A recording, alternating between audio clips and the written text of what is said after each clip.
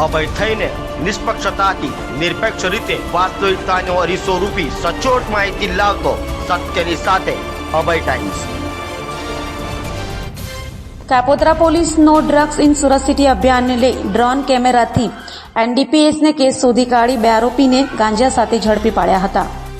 Kapodra police મથકનો staff પેટ્રોલિંગમાં હતો ત્યારે drone કેમેરાથી સર્વેલન્સ કર્યું હતું। તે સમયે કાપોદ્રા પોલીસે કાપોદ્રા 4 રસ્તા ડીજીવીસીએલ ઓફિસ સામે ભીડભાડવાળી જગ્યામાં ગાંજો વેચતા 2 આરોપીઓ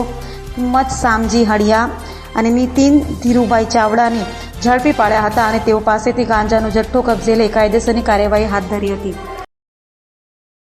મહેરબાન પોલીસ કમિશનર શ્રી સુરત શહેરનાઓના નો ડ્રગ્સ ઇન સુરત અભિયાન અંતર્ગત અધિક પોલીસ કમિશનર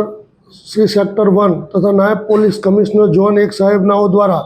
આપવામાં આવેલ સૂચના અને માર્ગદર્શન મુજબ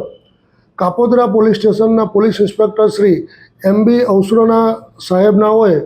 પોતાના બાતમીદારોથી બાતમી હકીકત મળેલ કે કાપોદ્રા પોસ્ટે વિસ્તારમાં બ્રિજ નીચે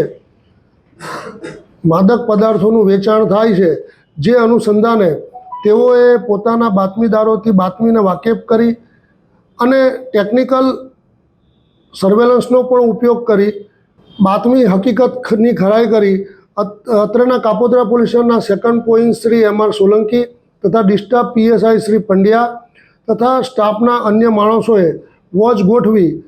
ગઈકાલ તારીખ 14/5/2024ના રોજ બાતમી હકીકતની ખરાઈ કરતાં હકીકત સાચી મળી આવેલ। જે અનુસંધાને બાતમીવાળી જગ્યાએ પંચોને સાથે રાખી અને રેડ કરતાં બાતમી સફળતા મળેલી અને જે અનુસંધાને કાપોદ્રા પોલીસ સ્ટેશનમાં NDPS એક્ટ હેઠળ ગુનો રજીસ્ટર કરવામાં આવેલ છે અને હાલ આ ગુનાની આગળની તપાસ પોઈન્ટ શ્રી KM ચાવડા સરથાણા પોસ્ટેનાઓ કરી રહેલ છે। આ ગુનાના આરોપીઓ પૈકી 2 આરોપીઓ જે તે સમયે જ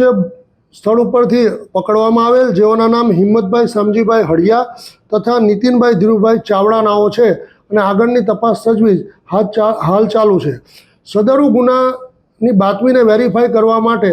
કાપોદ્રા પોલીસ દ્વારા ટેકનિકલ ઉપયોગ કરી ડ્રોન કેમેરા તથા અન્ય પણ ચીજવસ્તુઓ અને માહિતીથી વાકેફ થઈ અને હકીકતમાં સફળતા મળે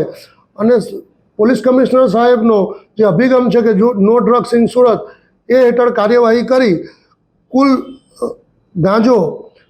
348 ગ્રામ જેની કુલ કિંમત રૂપિયા 3480 જેટલો મુદ્દામાલ પકડી આગળની કાયદેસરની કાર્યવાહી કરેલ છે।